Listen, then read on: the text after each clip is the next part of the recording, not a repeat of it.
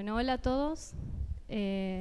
A continuación vamos a escuchar la conferencia del doctor Gustavo Cruz, quien es licenciado en Filosofía por la Universidad Católica de Córdoba, maestro y doctor en Estudios Latinoamericanos por la Universidad Nacional Autónoma de México. Recibió la medalla Alfonso Caso, un reconocimiento especial que la Universidad Nacional Autónoma de México otorga al graduado más distinguido de posgrado. Actualmente se desempeña como investigador adjunto de CONICET, es profesor e investigador de la Facultad de Filosofías y Humanidades de la Universidad Católica de Córdoba y la Universidad de Jujuy. También es profesor invitado en la Maestría de Arte Latinoamericano en la Universidad Nacional de Cuyo y del Instituto de Culturas Aborígenes de Córdoba. Y su especialidad en investigación es la filosofía latinoamericana y la historia de las ideas y de las ideologías en América Latina. Su obra, Los senderos de Fausto Reinaga, Filosofía de un pensamiento indio, propone un filosofar comprometido vivencialmente con la experiencia y las luchas de los pueblos indios de América. Finalmente, la originalidad de los trabajos y la producción académica de Gustavo despliegan una mirada filosófica, política, que ponen en jaque la racionalidad educada y civilizada para reorientar los objetivos de los proyectos emancipatorios de liberación latinoamericana. Bueno, los invitamos a escuchar la conferencia Indagaciones filosóficas sobre indigenismos, racismo y nación.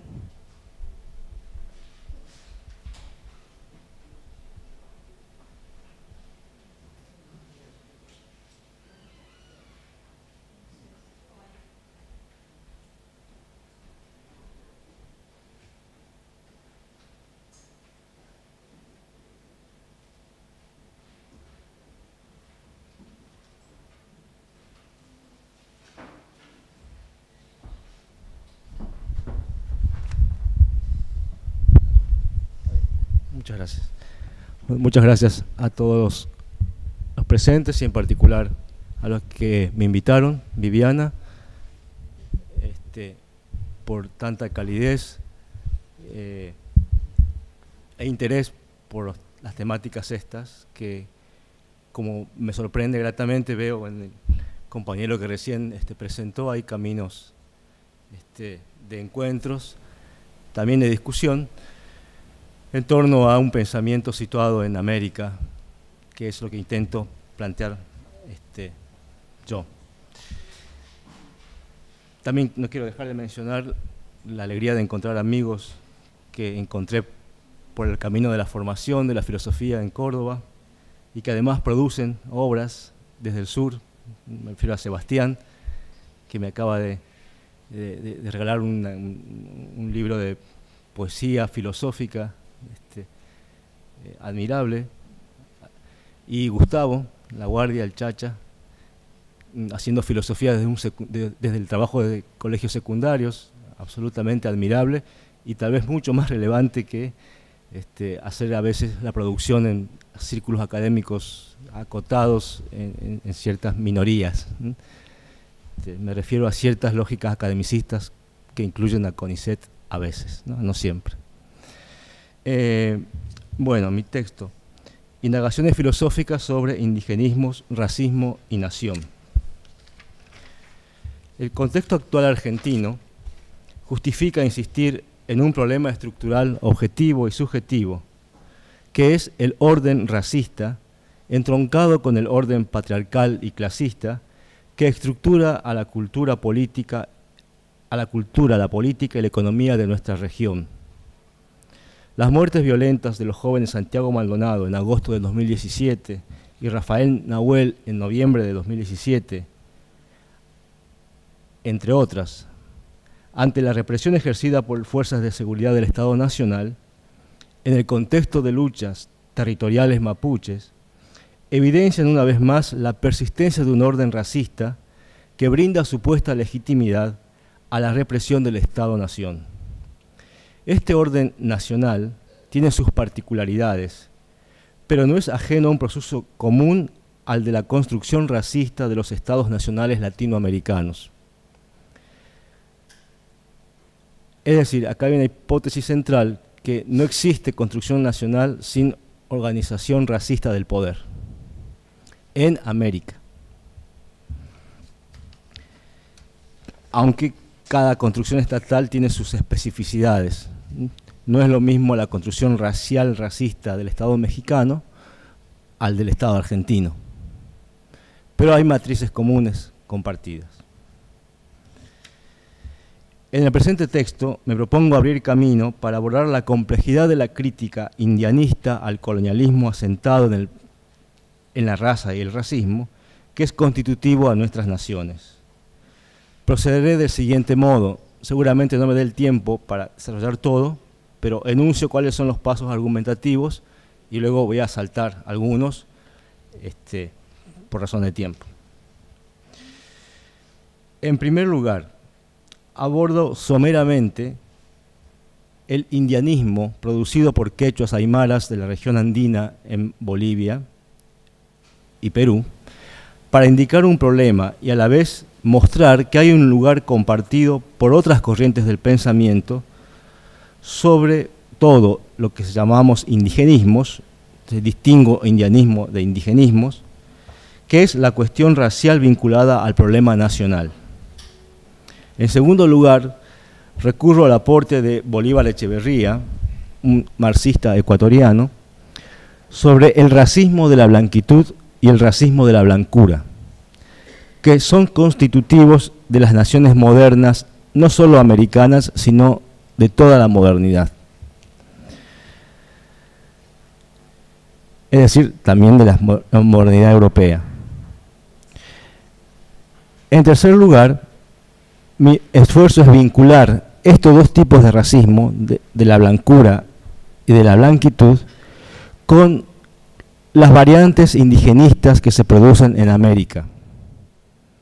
En particular, 4 variantes indigenistas que las voy a anunciar enseguida, para mostrar que a pesar de que el indigenismo pretende construir una nación que incluya al otro, al llamado indio, persiste en esos indigenismos alguno de los dos racismos, o el de la blancura o el de la blanquitud. Y por último, voy a delimitar una hipótesis sobre los indigenismos presentes en la Argentina, sosteniendo, esta es la idea central de la hipótesis, que existe hoy, en esta etapa neoliberal, o no sabemos bien cómo nominarla,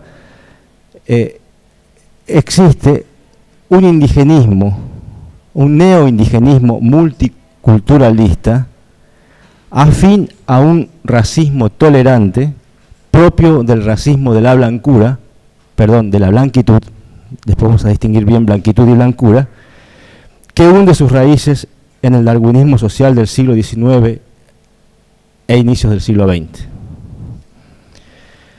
El indianismo. Considero que la crítica al colonialismo fundado en el racismo moderno occidental tiene en el indianismo un referente obligado hoy. El indianismo político, que lo distingo de otros indianismos estéticos y literarios, que son de inicios del siglo XX, el indianismo político se constituye a mediados del siglo XX, en la década del 60, entre sujetos que se afirman a sí mismos como indios, quechuas aymaras. El indianismo se opone fuertemente al indigenismo, al punto de convertirlo en su principal adversario. Hay otros adversarios para el indianismo, el hispanismo, pero entre hispanismo y indigenismo escoge al indigenismo como el principal adversario.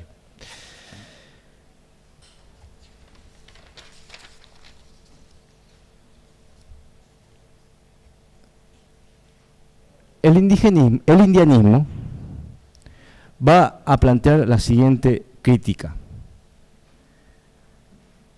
Los indigenismos, va a afirmar el indianismo, son una estrategia de los sectores no indios o no indígenas. No son lo mismo los conceptos indio e indígena, pero acá vamos a usar abusivamente analogías. es una posición, una postura intelectual y política de los no indios sobre los indios para incorporarlos a un sistema de vida, para incorporarlos a la nación moderna, a condición de que estos sujetos, los llamados indios, abandonen los sistemas de vida, cultura, política y economía que atentan contra el orden nacional.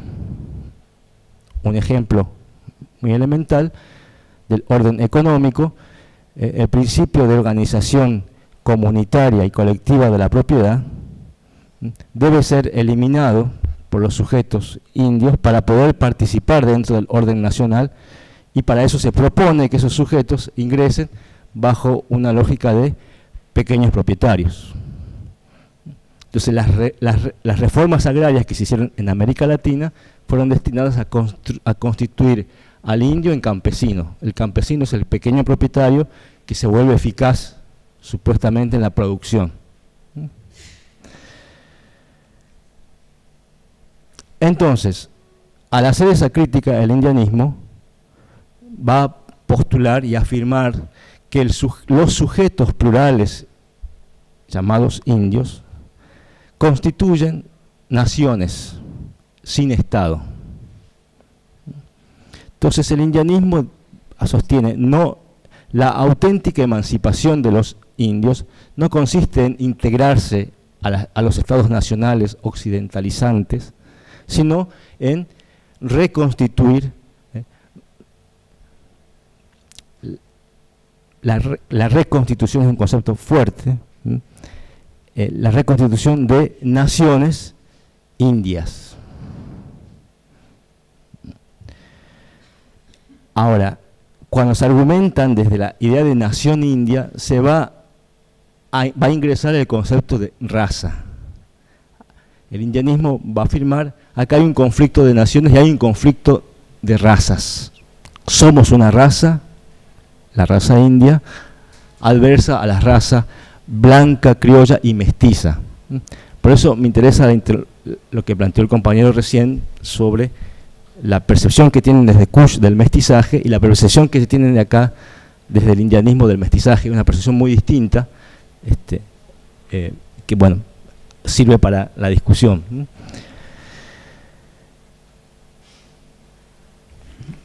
Voy a hacer saltos por el tiempo.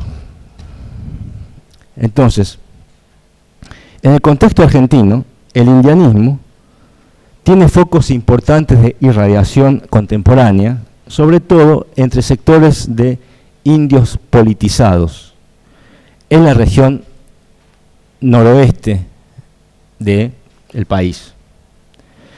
Pero también sucede que se suele confundir rápidamente indianismo con indigenismo, como si fueran lo mismo, al punto que algunos entienden que el indianismo sería un indigenismo radicalizado. Para ser breve, propongo una comparación muy esquemática y seguramente errónea, pero es la que tengo en mente, que la diferencia entre indianismo e indigenismo sería análoga a la discusión sobre feminismo producido por mujeres o un feminismo producido por varones. El indigenismo sería análogo al feminismo producido por varones. Con lo cual, ¿qué quiero decir? El feminismo en manos de los varones es realmente feminismo. Esa es la analogía que me sirve para mostrar que el indianismo disputa al sujeto que produce el pensamiento y las políticas emancipatorias. Entonces, pone en duda, le quita autoridad epistémica al sujeto no indio que postula políticas, pensamientos, estéticas sobre lo indio. Por otra parte, a excepción de algunos antropólogos, sobre todo conocedores del tema, como por ejemplo Briones, la antropóloga Briones y su equipo de trabajo entre los cuales está Diana Lenton, que aportan mucho a esta discusión. Se suele decir que en Argentina no hay indigenismo porque acá no hay indios, o porque acá se los eliminó. Lo cual, esto segundo, tiene un punto fuerte de verdad. Acá hubo políticas darwinistas de eliminación, y decir esto en la Patagonia adquiere un sentido mucho más potente que decirlo en el norte, de donde vivo. Entonces, a pesar de que evidentemente en Argentina no existe un laboratorio de indigenismo tan potente como fueron el indigenismo mexicano y el indigenismo peruano, boliviano, del siglo XX, no por eso se puede decir que acá no hay ningún indigenismo, ni desde políticas de Estado, ni desde intelectuales y expresiones estéticas y filosóficas, que ya las voy a mencionar. Entonces, la segunda cuestión que hay que afirmar es que en Argentina existiría una corriente indigenista que inicia en el siglo XX y que aún hoy continúa con sus variantes. La segunda cuestión, indigenismo y racismo. Voy a recurrir a, muchas gracias, a la producción de este marxista ecuatoriano por varias razones. Una de ellas es mostrar cómo desde discursos, desde perspectivas teóricas muy críticas al uso del concepto de raza o de racialización, como suele ser el marxismo, el cual tiene altas sospechas sobre este uso, y con razón, aún dentro, a pesar de esas advertencias que existen, hay marxistas, como Bolívar Echeverría, que introducen la cuestión de un modo central, haciéndose ecos de una tradición que se puede rastrear por lo menos hasta Mariátegui, en la década del 20, que plantean que el problema central en América no solamente es el de las clases sociales en puja, sino de las razas o de la racialización. Por eso voy a, sin desconocer que hay una corriente de pensamiento hoy con gran influencia en nuestras universidades, que son los llamados decoloniales o postcoloniales, que también trabajan y que son los que han puesto en agenda la discusión hoy en la academia, no así en los movimientos sociales, movimientos indígenas. El texto que utilizo, que inspira estas cuestiones, se denomina Modernidad y Blanquitud, publicado en el 2011 por Echeverría, quien afirma que en la modernidad capitalista las identidades se construyen siempre en base a identidades nacionales. Es decir, el capitalismo no puede avanzar sin la constitución de naciones y la constitución de sujetos que, para poder existir dentro, para poder estar dirían, en el capitalismo, me asuma como un sujeto nacional. Es decir, sin el documento nacional de identidad no somos, no estamos, diríamos. Por eso las políticas necesarias de los estados el estado en tu barrio, o sea, garantizar el acceso al DNI,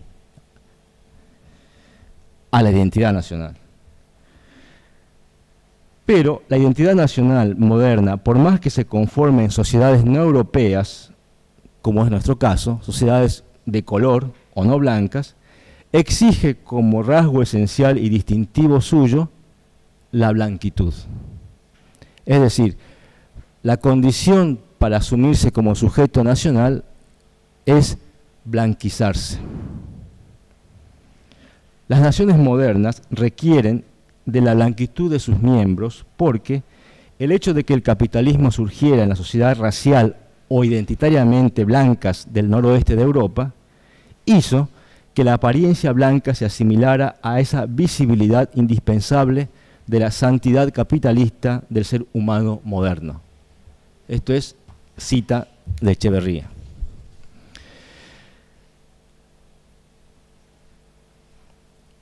Por tanto, acá hay una conclusión fuerte. Toda nación moderna es blanquizadora. ¿Qué quiere decir? Ser mexicano, peruano, boliviano o argentino son expresiones, acentuaciones diversas de un mismo proceso de blanquización, con logros distintos.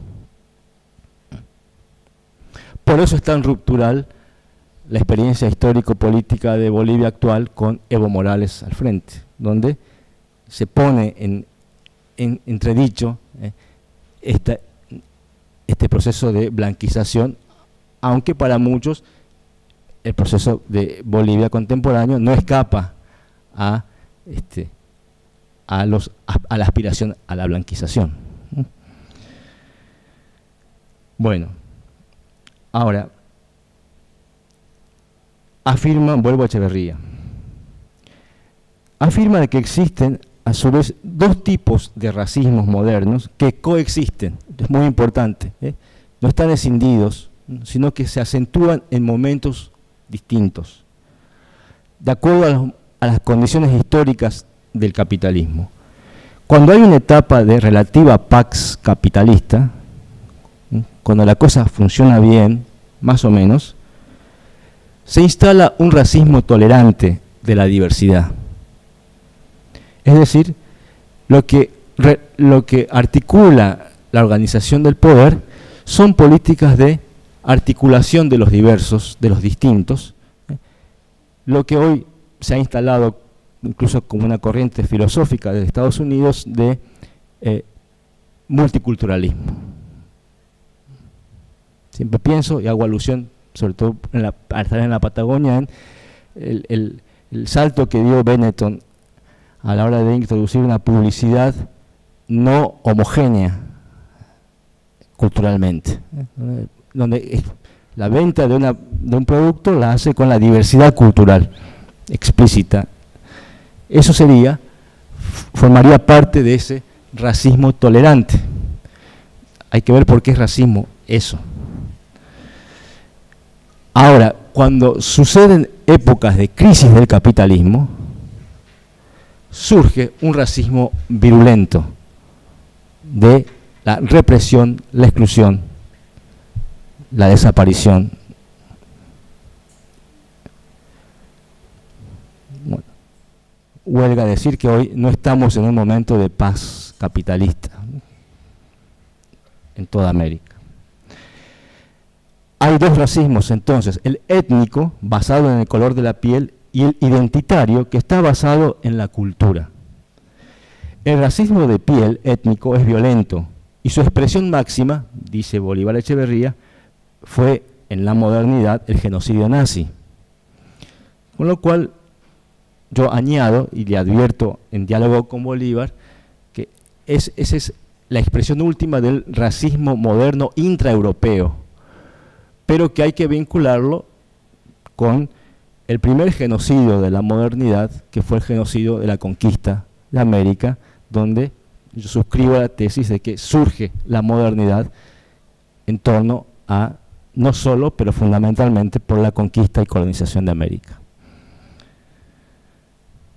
El racismo cultural, en cambio, es tolerante de la diversidad, pues no busca eliminar el color de la piel, tolera a los oscuros, incluso, es más, los estimula, los financia, siempre que se blanquicen culturalmente. Por ello es tolerante siempre que los no blancos se blanquicen, pero que también los blancos de piel reproduzcan la blanquitud. Y esa es la cosa interesante que plantea Echeverría. Hay muchos sujetos de color de piel blanca que se resisten a la blanquitud. Estos que se resisten a la blanquitud, a estos también se les aplica las lógicas de disciplinamiento. ¿Qué es la blanquitud? La blanquitud es una estética que engalana a una ética y política específica. La blanquitud se ve, se oye, se huele en la productividad acompañada por la apariencia limpia y ordenada del cuerpo y del entorno, en la propiedad del lenguaje, que demanda hablar correctamente, en la positividad discreta de la actitud y mirada, en la mesura y compostura del gesto. Ahora que hablaron de Kush, pienso que Kush diría, esto es lo que yo llamo la pulcritud. La pulcritud ante el hedor de América, como diría Kush. Esto es fundamental de retener. La blanquitud consiste en la interiorización del ethos capitalista, cuando se subjetiva el ethos capitalista. Eso se refiere a blanquitud, es la actitud cultural, moral, de asumirse como propietario, por ejemplo. Por ello, y siguiendo siempre a Echeverría, se pueden ser no blanco, pero estar blanquizado. Para ser esquemáticos, él va a plantear con trabajo con estéticas del arte clásico, pero concluye mostrando imágenes de blanquizados y el lugar casi inevitable es Michael Jackson, ¿no? Ahí está la expresión de un no blanco que no solamente se blanquiza culturalmente, sino literalmente, la piel.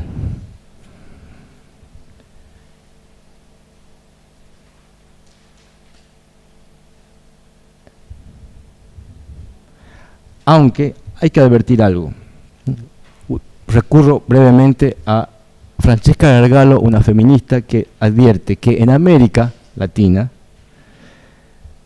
la blancura de piel, aún de los sujetos blancos críticos al racismo, les otorga un lugar de privilegio aún no deseado por ellos, pero que está constituido por el sistema de blanquitud vigente. Es decir, hay quienes siendo críticos del racismo, radicalmente críticos del racismo y de piel blanca, luego participan de los privilegios que da la blancura de piel en el orden social. Semejante, análogo, dice Francesca Gargalo, a los privilegios que otorga ser varón en un sistema patriarcal, aún los varones que somos, nos consideramos críticos del machismo y del patriarcalismo, pero seguimos siendo varones, por lo tanto, nos pagan mejor. Y disfrutamos, los varones críticos, disfrutamos de ese privilegio. Ahora bien, ¿qué tiene que ver la blanquitud con el indigenismo? La hipótesis que sostengo dice que es factible vincular al racismo étnico, el racismo duro, nos llamamos los halcones, los que solucionan el problema de la construcción nacional eliminando gente. Vinculo esto con las posiciones darwinistas sociales del siglo XIX y XX, pero que continúan hasta hoy bajo las lógicas autoritarias de sostenimiento de las construcciones estatales nacionales. Mientras que el racismo identitario, el racismo que propugna la blanquización cultural o moral del sujeto, el racismo tolerante, está vinculado con los indigenismos, en particular con una posición central del indigenismo latinoamericano, que es la de estimular la constitución de un sujeto nuevo en América que se llama mestizo. Y acá sí genero para una lectura distinta del mestizaje que la que planteó el compañero recién, que es la siguiente. Los indigenismos no renunciarían a un tipo de blanquización, porque al proponer integrar al indio al Estado Nacional, al mercado capitalista, proponen un proceso de blanquización cultural.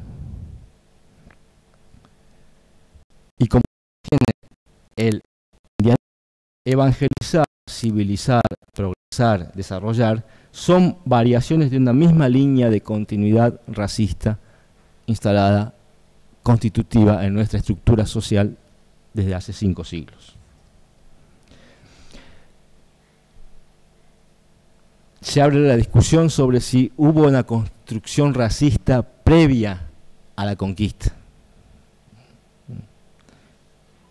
la discusión, he escuchado a los mapuches a decir, bueno, el incario llegó hasta el Bío, no pasó, nosotros resistimos. Es decir, la expansión de ciertos sistemas hegemónicos prehispánicos como el incario, ¿fueron bajo lógicas racistas? Ese es un interrogante que se abre. No estoy planteando una idealización del pasado prehispánico, la edad de oro y la edad oscura, no. Pero yo sostendría que sí, desde la conquista en adelante, el factor racial aparece como central para constituir la distribución del poder. No lo sé en experiencias previas o en otras experiencias del mundo, aunque parecería que el mundo moderno mundializado funciona así. Bueno, indigenismos y blanquitud. ¿Cómo va con el tiempo? Hay 4 tipos de indigenismos. Según sigo acá a un antropólogo francés que hace esta caracterización. Un indigenismo positivista, otro culturalista, otro marxista y otro telurista, que los rastrea a inicios del siglo XX, en la década del 20 en América Latina. Bueno, acá hay toda una exposición detallada en qué consiste cada cual, no tengo el tiempo, pero de estos 4 indigenismos, los 2 primeros, el positivista y el culturalista, fueron desarrollados sobre todo desde México, y el marxista y telurista desde la región andina sudamericana, Perú, Bolivia. De estos 4, el que adquiere eficacia política al punto de transformarse en política de Estado de todas las naciones latinoamericanas es el indigenismo culturalista. Se convierte en política de Estado a partir de la década del 40. 1940 la OEA convoca al primer Congreso Indigenista de los Estados americanos, participan todos los estados, incluido el argentino, y se decide a partir de ahí resolver el problema indio, ya no eliminándolos, sino integrándolos culturalmente, con clave cultural. Ahora, el indigenismo culturalista va a ser el primero en sostener que la solución al problema de las diversidades en la construcción de la nación es la gestación del sujeto mestizo. Ahora, es el mestizaje cultural, no biológico, no biologicista, no racista, dirían los culturalistas. Es la fusión de los mundos.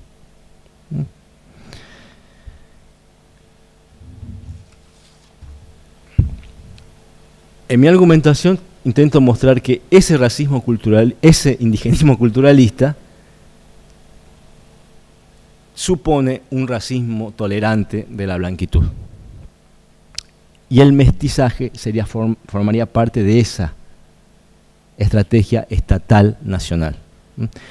Cuando hablo de indigenismo, ahora ya me refiero específicamente al indigenismo en manos del Estado-nación constituyéndose. ¿Por qué digo eso? Porque hay corrientes indigenistas no estatales, incluso antiestatalistas, que sería injusto ponerlas dentro de la misma lógica.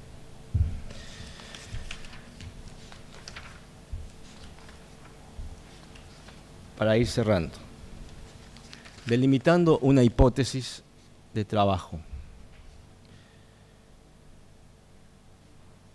¿Cómo fue y es el indigenismo hegemónico en Argentina? El indigenismo marxista evidentemente no. Habría un primer momento en la conformación de la nación donde el darwinismo social de los higienistas nacionales fue lo hegemónico.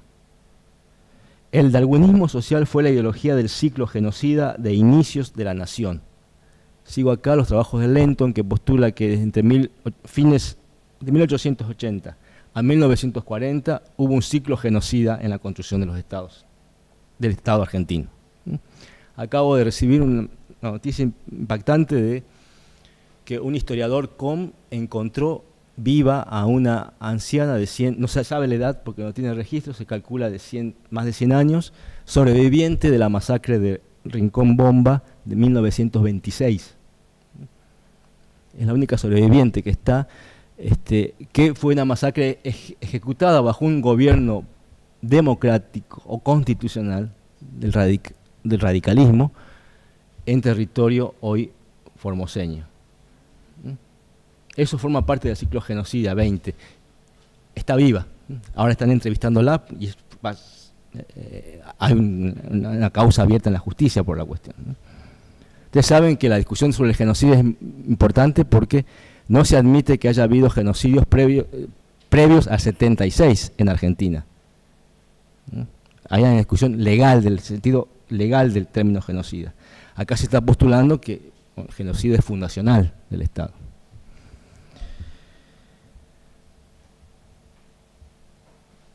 Una figura clave de las primeras décadas del siglo XX para el indigenismo argentino es Ricardo Rojas. ¿Qué tipo de indigenista fue? Algunos lo ponen como un telurista, pero tiene claros rasgos de un indigenismo culturalista. Es decir, hay rastros de que una corriente culturalista indigenista empezó a funcionar entre intelectuales y luego entre la política estatal desde la década del 30, por lo menos, antes del peronismo. De ahí la imagen que yo propongo para ilustrar la cuestión. El monumento, ¿cómo llamar? Los que fueron a Jujuy, es lugar obligado de visita. No existe en Argentina una monumentalidad tan imponente sobre lo indígena como en Jujuy.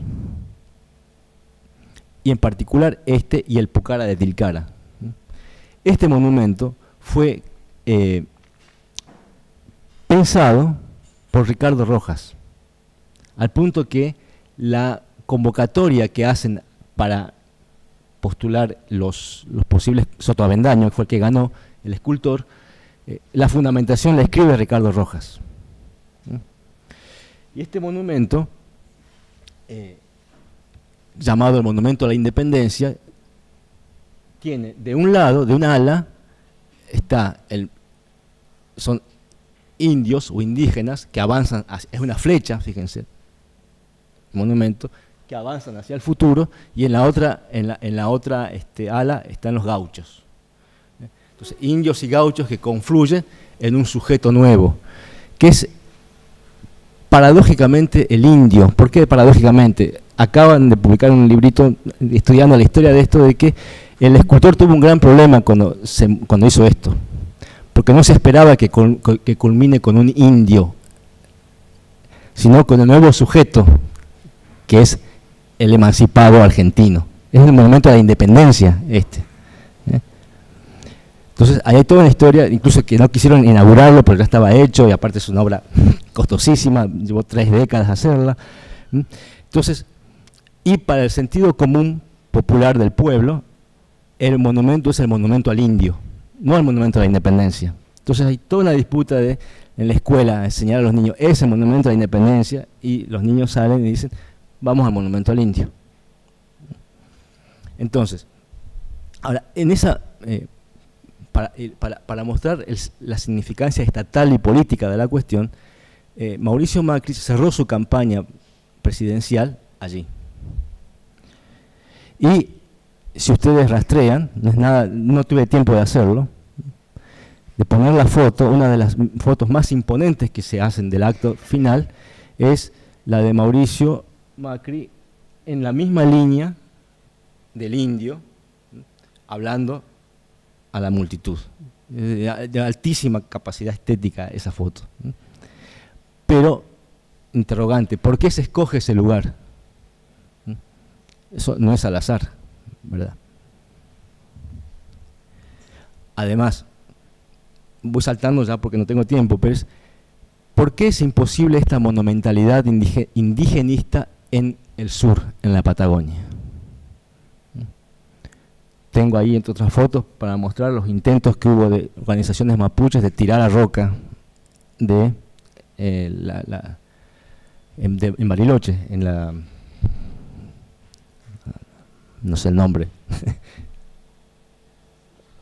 en el centro cívico, ¿verdad?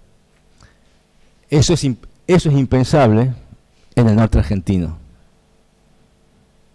A pesar de que existen organizaciones radicalizadas políticamente indígenas, no vi hasta ahora a alguien que haya querido voltear al indio. Entonces, Ricardo Rojas. Y la arqueología, la función de la arqueología y la antropología fundacional en el Estado argentino. Los arqueólogos Ambrosetti fue fundador de la facultad de la carrera de arqueología en la UBA. De Benedetti y Casanova son los arqueólogos ocupados de reconstruir el Pucará de Tilcara. ¿Y qué es esto de reconstruir, de no olvidar, digamos, el no olvido estatal financiado por el Estado? Es mostrar que los estados nacionales tienen una base, tienen una raíz indígena que es pasado. Y esa es la otra operación importante del indigenismo, mostrar que lo indígena forma parte de nuestras glorias pasadas. El presente y futuro ya no es, ni debe ser, indio.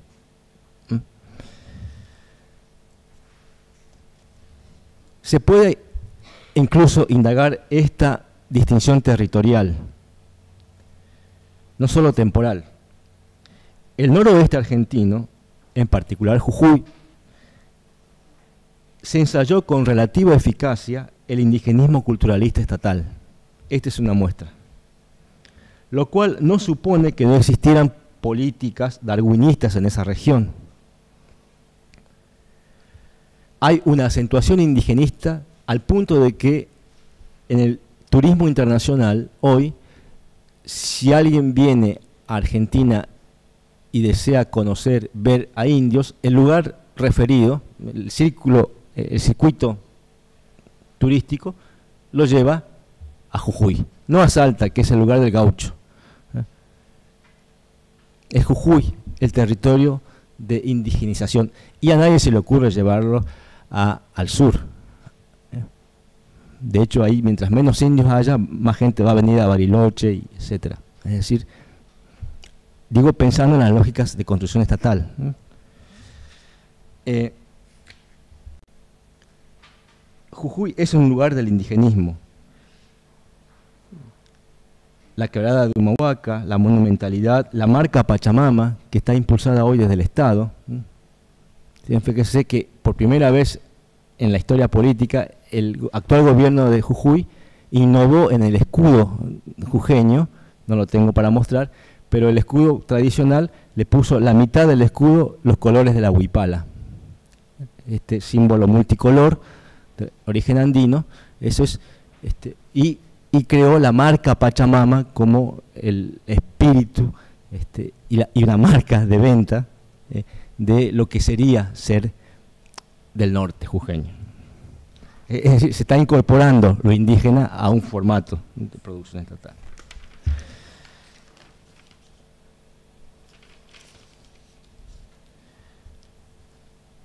Postulo que un indigenismo de sesgo culturalista es el que ha orientado a ciertas políticas del radicalismo, volviendo a la temporalidad del radicalismo de la década del 20 y también y sobre todo del peronismo. Es decir, acá hay políticas de represión y genocida, sí, pero luego hay políticas de freno a las decisiones de eliminación de sectores de la sociedad, y esas las denomino políticas de integración. Son políticas indigenistas. La ideología de los dos grandes partidos populares de Argentina, los radicales de Irigoyen, tal vez haya que remarcar eso, de Irigoyen, y los peronistas del 40, con su horizonte igualador, estarían a tono con un indigenismo culturalista. Solo como ejemplo, cabe indicar la valoración positiva que se hacen dentro de las organizaciones indígenas y dirigentes como Eulogio Frites, de radicales como Manuel Aníbal Tanco o de Juan Domingo Perón, y que incluso se abre la discusión sobre el origen indígena de Perón. Con el peronismo se crearon instituciones de claro corte indigenista, en particular la Dirección de Protección del Aborigen en 1946, que estuvo ocupada por un mapuche, Maliqueo de apellido, y su secretario Uncoya. Entonces así une el sur y el norte, Perón, para una política específica. Ahora, hay un indigenismo de orden filosófico y intelectual claro, considero que un indigenismo culturalista se expresó filosóficamente en el pensamiento de Rodolfo Kusch, en particular en América Profunda y pensamiento indígena y popular. Con lo cual no estoy diciendo que ese es el indigenismo que operó desde el Estado.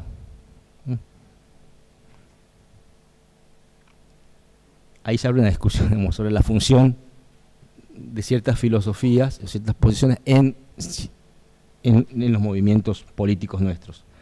Hay un indigenismo indoamericanista de raíz marxista también presente. Por ejemplo, en una experiencia de Santiago del Estero, que tuvo como referente a Francisco René Santucho, director de una revista que se llamó originalmente Aymara y luego se llamó Dimensión, revista de cultura y crítica, que fue editada por la Biblioteca Nacional en el gobierno anterior. Autor de muchos artículos y sobre todo creador del primer partido indígena que se llamó Frente Revolucionario Indoamericano y Popular en la década del 60. Ahora bien, los gobiernos militares fueron indigenistas. Este es uno de los puntos más complejos que tengo a la hora de enunciar la hipótesis. ¿Por qué? Porque no es difícil mostrar que el darwinismo, la orientación genocida de construcción de los estados nacionales, estuvieron en manos básicamente de militares. De Roca a Videla hay una línea, y uno podría continuar hasta hoy, hay una línea. Ahora, no es tan sencillo simplificar el proceso de que los militares son darwinistas, blanquilladores, genocidas en su homogeneidad. ¿Por qué digo esto? Si Perón fue indigenista, Perón fue militar. Entonces, ¿de dónde proviene? ¿Hay una tradición militarista, indigenista en su pensamiento? ¿De dónde abreva estas posiciones? Es interrogante esa afirmación. Y un dato que me impresionó mucho es que el actual Pucara de Tilcara, que es una reconstrucción que se hace de una ciudad Tilcara, del pueblo de Tilcara, estuvo a cargo de un arqueólogo, sobre todo Eduardo Casanova, que fue un gran entusiasta de los gobiernos militares. Tuvo una posición ideológica de derecha y implicó al ejército en la reconstrucción del monumento, al punto del Pucara, al punto de que fueron soldados los que hacen la obra de reconstrucción. Sobre todo con Onganía. Con el retorno a la democracia, en la Argentina, en los momentos neoliberales, nacional populares, 2003-2015, y neoliberales, 2015 hasta hoy, se empezó a desarrollar un neoindigenismo, pero con una variante importante, que es la variante multicultural. Con Briones, la antropóloga, lo calificamos como neoindigenismo porque ya el indigenismo no consiste en homogeneizar al sujeto dentro de una cultura nacional común, sino de incorporarlo desde una matriz de la diversidad. Pero esta diversidad es cultural, no económica. ¿Qué significa eso? La incorporación de los sujetos no productivos tienen que hacerse bajo un criterio de pequeño emprendedor, de convertirlo en productor para la nación. Este neoindigenismo multicultural hace elogio de la diversidad cultural, siempre y cuando ésta se incluya en el mercado capitalista. Su meta es empresarializar al indígena, conseguir emprendedores indígenas, desarrollo con identidad. Esa es la fórmula con la que se...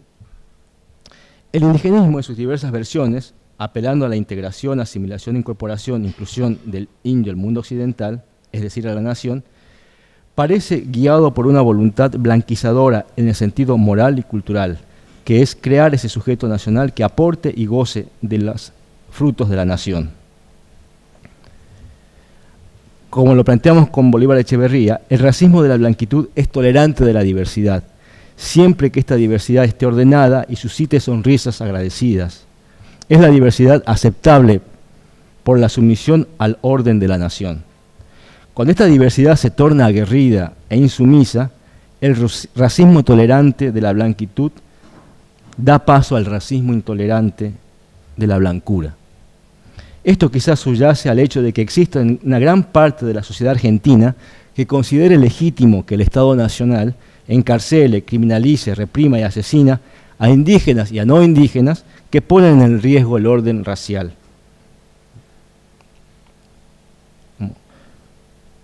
La represión hasta la muerte de jóvenes como Santiago Maldonado, Rafael Nahuel, entre otros, vinculados a luchas territoriales, sucede ante un sentido común racista de que algo habrán hecho contra la argentinidad.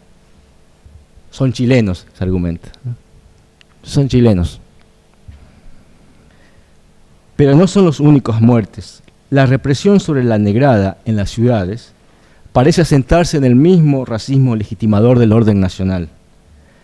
Para el indio revoltoso y sus allegados surge un racismo violento que hunde su raíz en el darwinismo social. Existe una sensibilidad de opinión común que acuerda con que es mejor conservar, reproducir el orden del Estado Nacional argentino y para ello es mejor que se aplique su aparato represivo sobre indios, indias, negros, negras y blancos y blancas insumisos al orden racial. Para los insumisos, para los sumisos queda el indigenismo. Hasta ahí, digamos. Gracias.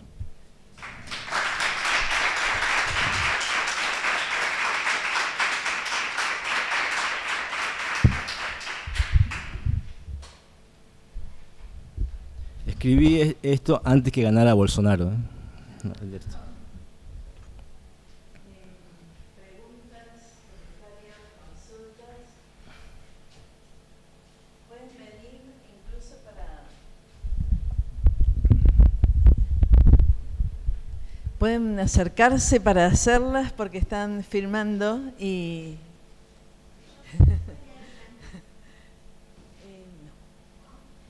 Te podés acercar porque están filmando, está saliendo en vivo esto.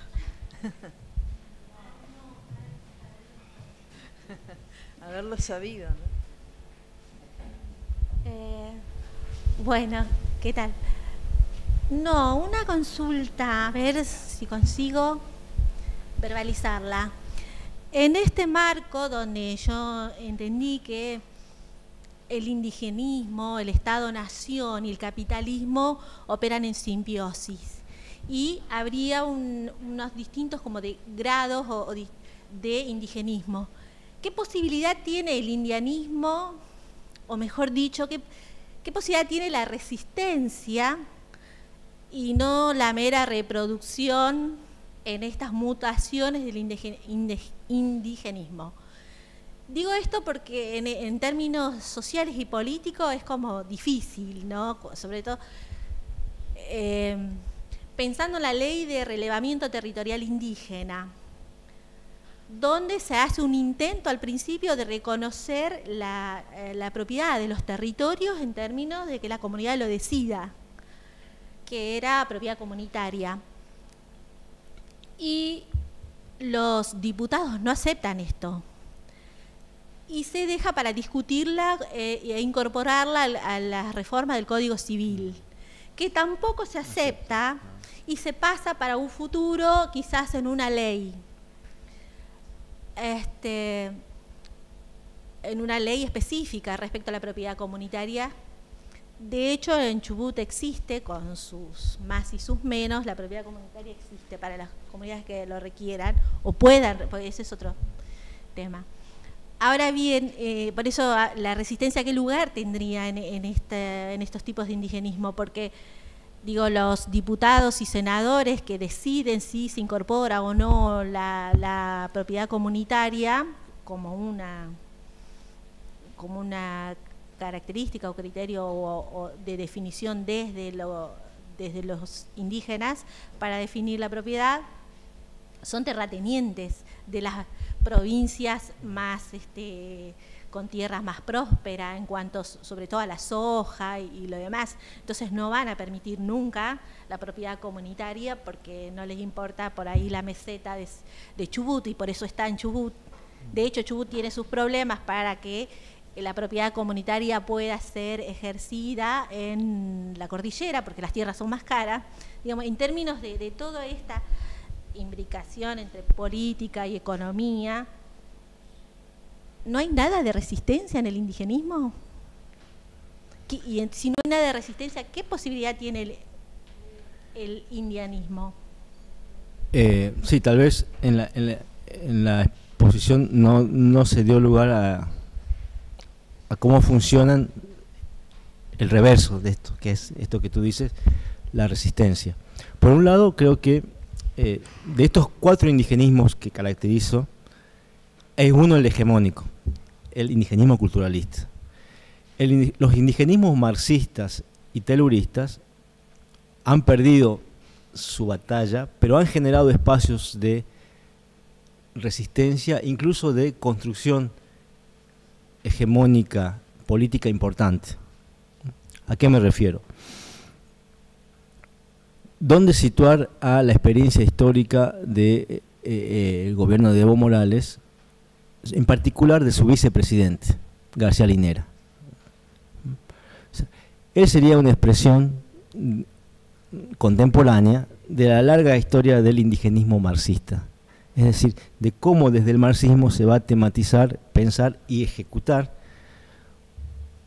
una apuesta anticapitalista, incluso dentro de estados que funcionan con lógica capitalista, como es, ejemplo, ¿para qué nos sirve el caso boliviano? Estoy diciendo, ahí hay presencia de indigenismo marxista. ¿Qué lograron en su constitución?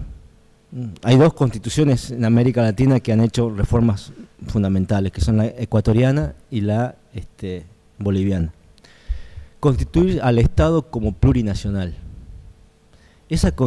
Haber roto la identidad más lograda de la modernidad, de que cada Estado precisa una nación, para algunos es hasta la defunción de su propio Estado, es suicida lo que hicieron con el Estado. ¿Cómo sostener un Estado con 36 naciones? Dice la Constitución. ¿Eso a qué llevó? A que lo que impulsaron desde un gobierno que yo calificaría de indigenismo de izquierda, como el boliviano, impulsaran a sus propios adversarios. ¿Por qué? Porque cuando se tiene que discutir la producción del petróleo o la construcción de una carretera estratégica que una a La Paz con Brasil, eso atraviesa territorio de naciones autónomas indígenas por las cuales el Estado no puede, sin más, decidir. Y eso le llevó al conflicto más importante que tuvo Evo Morales, la posibilidad de construir una carretera por el Timnis, porque las naciones que ocupaban el territorio dijeron, no, esto es territorio nuestro. Entonces, ¿qué quiero decir? Esos son expresiones claras de, no solamente de resistencia, sino de avances y de constitución de fuerzas políticas territoriales que han puesto freno a mega desarrollos. Ahí la discusión es por qué querían hacer esa carretera. Para algunos era para agilizar la salida de la coca hacia Brasil, con lo cual el mercado de la cocaína se fortalece, es decir, o era para las burguesías brasileñas. Entonces, bueno, ese es un pequeño pero creo gran ejemplo, porque estoy hablando ya de la disputa dentro de un Estado nacional. Ahora eso ¿cómo funciona acá? El indianismo es una corriente muy acotada también a la región andina. Estos planteos que yo lo pude hacer en otros momentos, sobre todo ante mapuches, el mundo mapuche tiene su propia autonomía y se resiste a las categorías, por ejemplo, de indio. Entonces, decimos del indianismo una expresión de allá y eso hay que acotarla, no es universalizable sin más. Ahora, acaba de ocurrir la semana pasada un encuentro de derechos humanos que convoca las Madres de Plaza de Mayo en la ESMA. Por primera vez se convocó a un área específica de discusión de derechos humanos, de derechos indígenas. Y en la conclusión final, digo esto porque uno de los con los que trabajo estos temas, un antropólogo indígena, participó ahí, pero aparte no es difícil, googleenlo. En la declaratoria final, una de las primeras propuestas que surgen de esta reunión de derechos humanos es la de impulsar la construcción del Estado plurinacional argentino.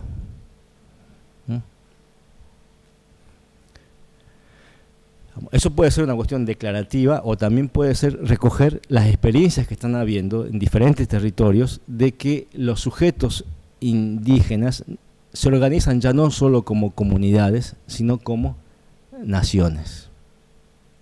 Lo cual nos genera un gran problema, un gran debate acá, ¿no? Yo recuerdo que en el gobierno anterior, cuando surgió esa discusión, Cristina Kirchner lo frenó, porque dijo, si nosotros habilitamos eso, estamos habilitando la autonomía territorial de Malvinas y perdemos la lucha jurídica ahí. Que eso fue para muchos eso fue una estrategia para deslegitimar las construcciones indígenas. Pero digo, ese es un espacio fundamental que está siendo vigente hoy y que tiene su eficacia. Y luego,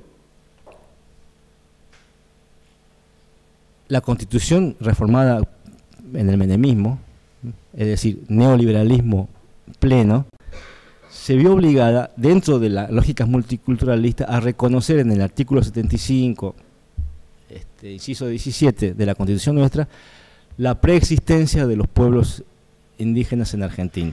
Miren la formulación, la preexistencia, no la existencia, ¿no? La preexistencia. Eso ¿qué habilitó? Primero, ¿quién hizo esa reforma? La paradójica es que se conoce como la reforma de la Rúa, porque es de la Rúa el que la lleva a la constituyente. Ahora, ¿quién la elabora? ¿Quién la escribió? Organizaciones indígenas de la década del 90. Con esa reforma constitucional se habilitó una lucha jurídica por la recuperación de territorios, que tiene su eficacia, ¿no? Hay más de 200.000 hectáreas recuperadas en Salta.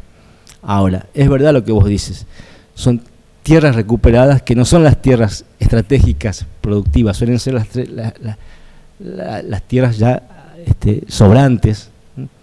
Pero hay experiencia histórica, hay legislación al respecto. Y hoy, además, yo me aventuro a decir esto, digamos, que ante la caída de gran parte de las alternativas críticas que hubo, clásicas dentro de la modernidad, estas experiencias históricas indígenas se transforman en ejes estratégicos centrales para no solamente la resistencia, sino la construcción de alternativas.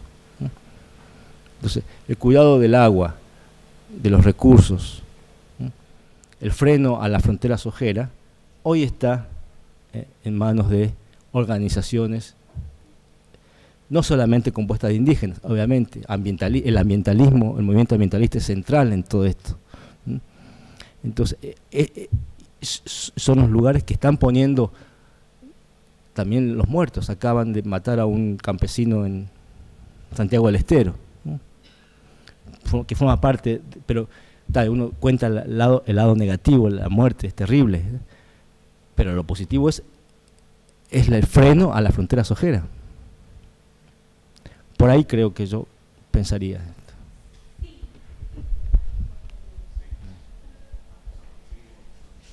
Bueno, no, sí, entonces me quedo más tranquila. Quiere decir que el indigenismo, en esta dialéctica entre la lucha, el poder y la resistencia, digamos, corre riesgos con el indianismo. Así. Y bueno, nada, después en todo caso Bien. te pregunto acerca de si es posible el Estado plurinacional.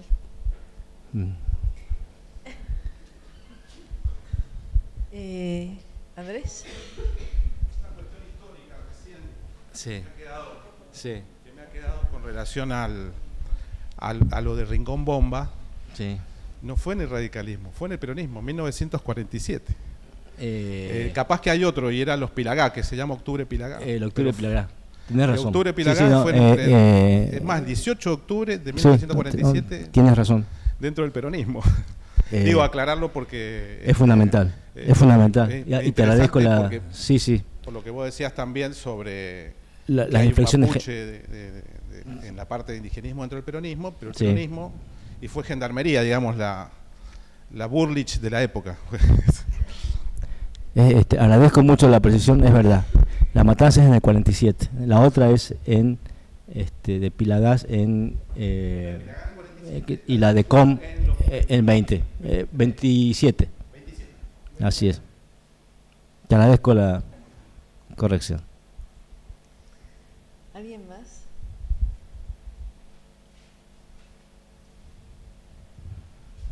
Ahora está tan en moda separar al Estado de la Iglesia. ¿Podrías decir algo al respecto? Mucho, perfecto eso.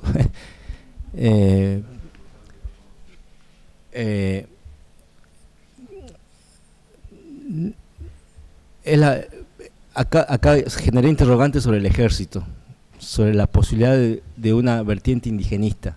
Hay un texto de un filósofo argentino, Hugo Biagini, que se llama Emergentes Indigenistas.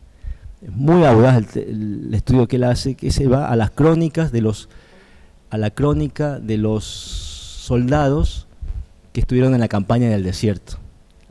¿Y qué muestra ahí? La discusión que hay entre los soldados, entre si la eficacia está en eliminar al indio en la Patagonia o incluirlo.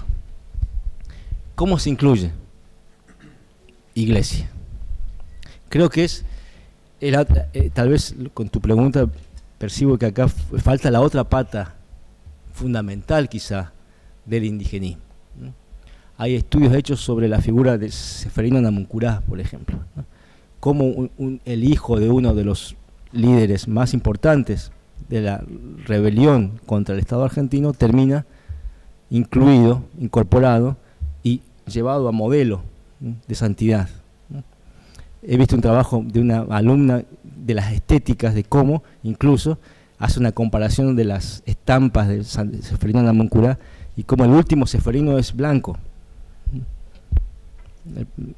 Entonces se logra también en las estéticas blanquizar. Entonces creo que esa es una pata fundamental del indigenismo, al punto de que algunos afirman que con Bartolomé de las Casas, en el siglo XVI, se inicia el momento indigenista de cuidado y de incorporación de los niños, que son los indios, Entonces, yo sé que hay gente de organizaciones de la iglesia, como ENDEPA, que estarían muy molestos con esta posición porque, como en todo, hay posiciones críticas y tal vez no justas,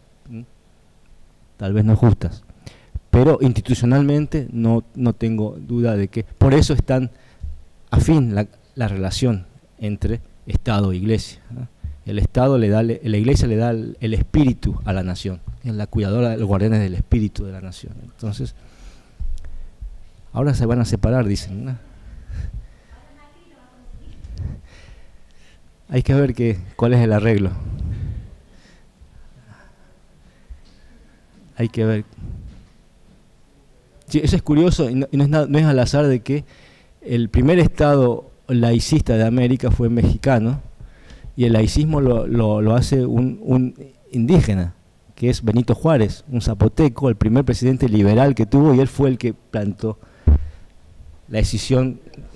Eso es un dato, por ahí creo que respondería.